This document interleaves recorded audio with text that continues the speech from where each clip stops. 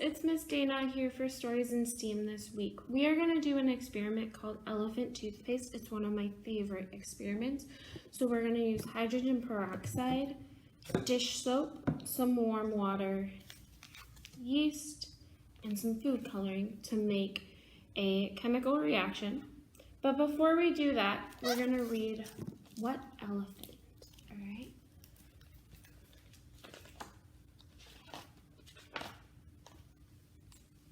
It was a quiet day, a day like any other day, when George burst out of his front door, shouting at the top of his lungs, "Help, help, there's an elephant in my house."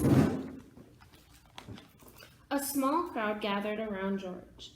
"Elephants don't break into houses," someone giggled. "But this one did, it really did. When I went home, there was an elephant sitting on my couch. It was watching TV and eating my chocolate chip cookies," insisted George. His best friend Pip shook his head. "Elephants don't watch TV, and they certainly don't eat chocolate chip cookies. We were probably out in the sun too long. Why don't you go home and get some sleep?" "Maybe Pip is right," George said to himself as he slowly walked away. But the minute he set foot in his house, George heard loud snores coming from the bedroom. An elephant was spread out across his bed. George settled on the broken couch. Elephants should never sit on couches. And since the elephant had blown its very large nose on every single one of his bed sheets, George covered himself with old newspapers.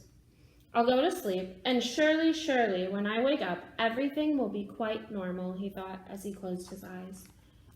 But when George awoke the next morning, the couch was floating on a sea of soapy water. George heard loud splashing coming from the bathroom. The elephant was in the shower. Elephants should never linger in showers. When will I wake up from this very strange dream? George wondered as he fished out his prized collection of teapots. By the time he had mopped the floor, George was very hungry. But when he opened the kitchen cupboards, there was nothing but crumbs. All the cookies and peanut butter, all the bread, milk, and bananas were gone. George heard a loud burp coming from the dining room. Elephants should never eat cookies for breakfast.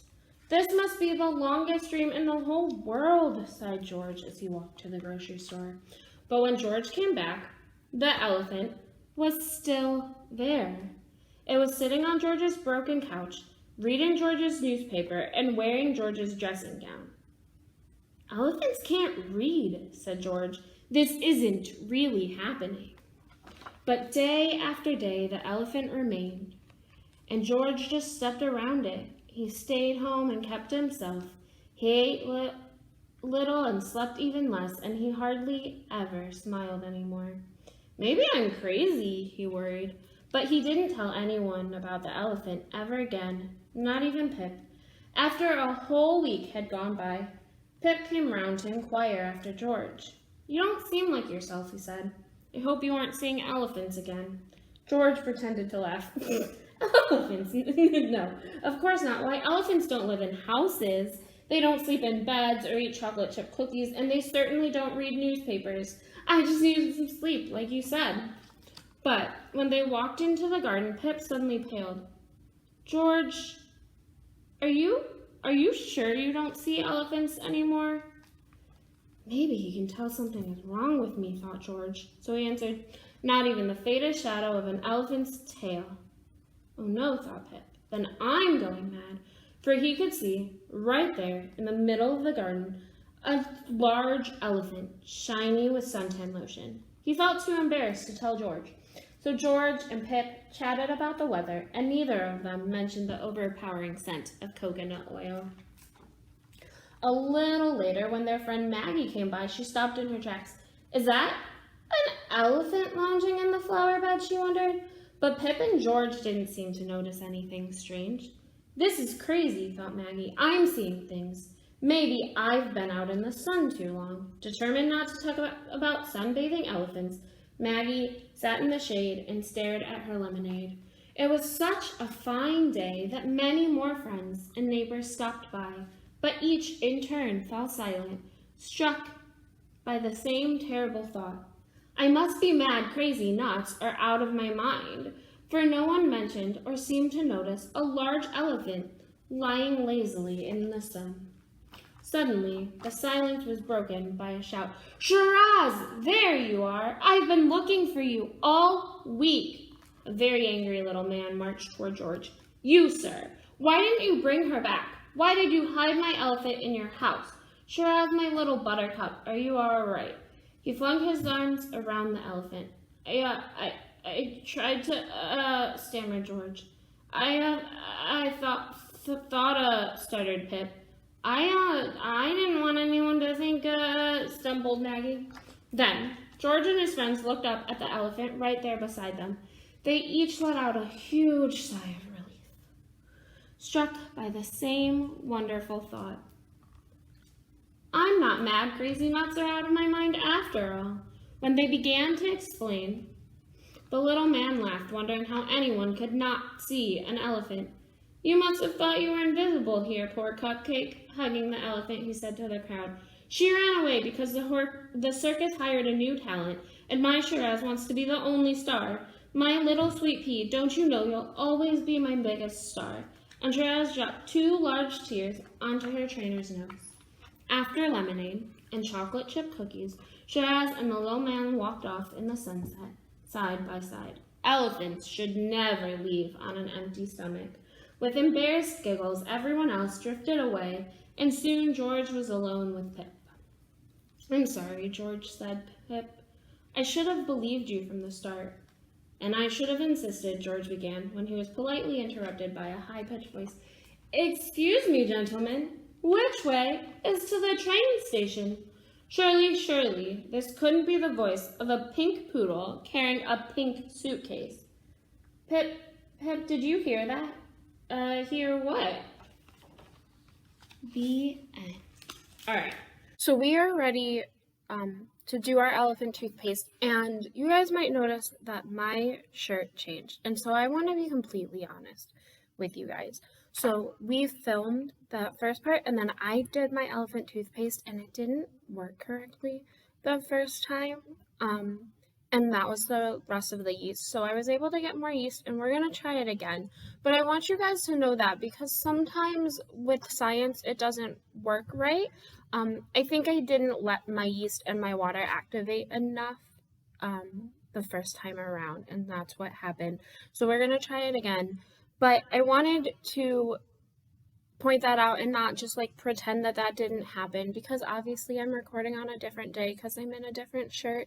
And as you guys, if you're doing science at home, either with the packets or in these videos, and you're like, my results are different than what Miss Dana got, it's okay. Sometimes there are things that happen in science that we can't explain, and it just doesn't work the way we want, and we have to try again. So that is what's happening in this video, all right?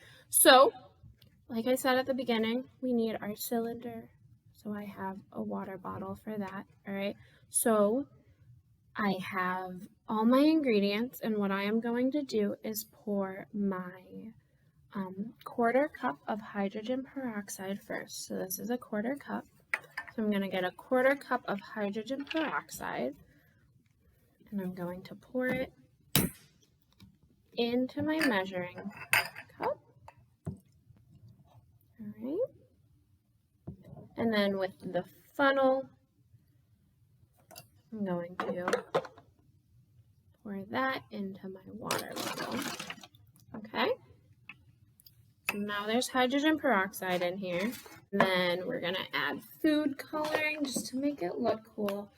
I'm going to add a couple drops of red and a couple drops of blue, and we'll see. This is another thing with science. I have done this where this makes stripes, and I've done it where it turns purple. So we'll see what happens when we do it. I'm not quite sure whether it'll be red and blue striped or whether it'll be purple, so we'll see. All right, so that's all ready. We're gonna add a tablespoon of liquid dish soap. All right, so I'm gonna take my liquid dish soap, and I'm gonna get about 1 tablespoon.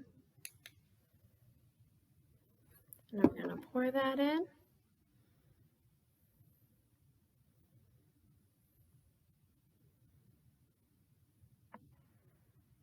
All right. And then we're going to swish it all around. You can see it's already sort of, it looks like we're going to end up with purple, I think. I'm going to swish it all around. And then our next step is to get our yeast ready, okay? So what we're going to do is combine the water, and I need about 2 tablespoons of warm water. So we're going to take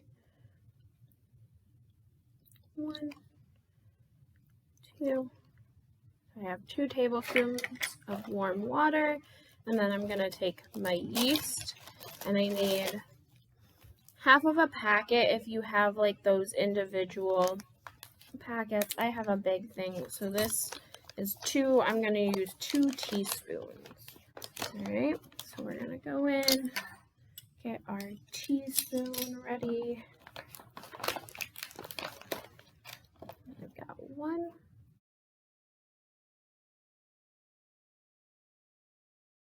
All right, so I've got my water and my yeast, and I'm going to stir it up for about 30 seconds.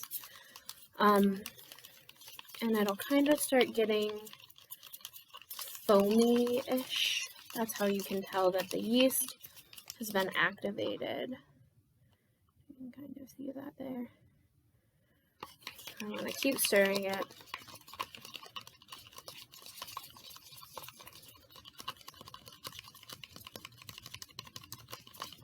Until it's nice and there's no like yeast clumps, and it's kind of nice and smooth.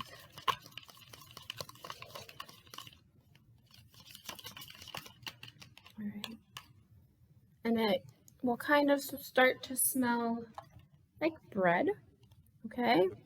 And then we're gonna pour that mixture into here and see what happens. All right, are you guys ready? 3, 2, 1.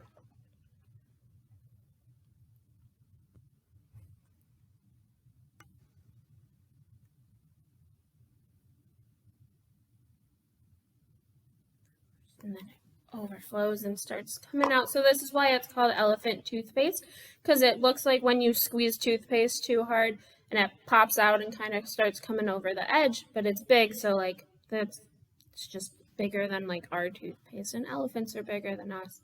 So you can see it's foaming over. Now this is a 3% hydrogen peroxide. The hydrogen peroxide is what is making this happen. So it's our agent, and so the higher percentage you have, the bigger you'll see. So you may have seen videos that have done elephant toothpaste where it's like a real big explosion or shootout type thing, and that's because they're using like a salon grade. This is the safe, like what we have at home, so this is something that you guys might have already, so that's why we decided to use it instead of the like salon grade stuff. So I hope, even though it was kind of a smaller scale version of what maybe you've seen if you've seen this before, that you still enjoyed it and that you enjoyed listening to What Elephant. Remember that summer reading starts on Monday, so registration is open, so you guys can do that. And then starting on Monday, we are open for browsing, so you guys will be able to come in. You can pick up your summer reading bags, you can pick up in the next packets, and some new books. So we hope to see you guys soon. Thanks for watching. Remember to continue to subscribe on YouTube and like us on Facebook. Thanks, guys.